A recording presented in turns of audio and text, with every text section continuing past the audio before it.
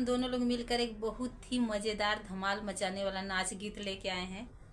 और ये गीत कैसा लगेगा, आप लोग गीत को पूरा सुनिएगा, एंजॉय करिएगा। बहुत ही मज़ेदार गीत है, पूरा सुनिएगा। उसके बाद कमेंट के माध्यम से बताइएगा कि आप सभी को ये गीत कैसा लगा।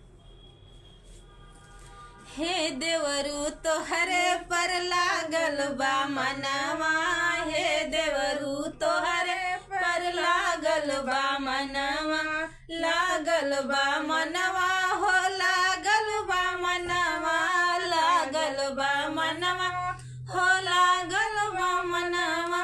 हे देवरू तोहरे पर लागल बा मनवा, हे देवरू तोहरे पर लागल बा मनवा। 5 बरिसवा से पियवा विदेशवा, 5 बरिसवा से पियवा विदेशवा।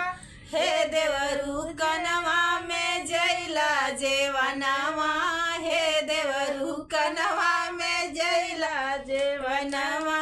हे देवरू तोहरे पर लागल बा मनवा, हे देवरू तोहरे पर लागल बा मनवा। 5 बरिसवा से पियवा विदेशवा, 5 बरिसवा से पियवा विदेशवा।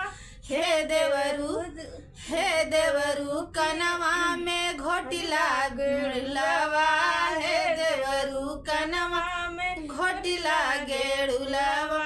हे देवरू तोहरे पर लागल बा मनवा, हे देवरू तोहरे पर लागल बा मनवा। 5 बरिसवा से पियवा विदेशवा, 5 बरिसवा से पियवा विदेशवा। हे देवरू कनवा में कुचला तबिड़वा, हे देवरू कनवा में कुचले तबिड़वा। हे देवरू तोहरे पर लागल बा मनवा, हे देवरू तोहरे पर लागल बा मनवा। हे देवरू तोहरे पर लागल बा मनवा, हे देवरू तोहरे पर लागल बा मनवा। 5 बरिसवा से पियवा विदेशवा, 5 बरिसवा से पियवा विदेशवा।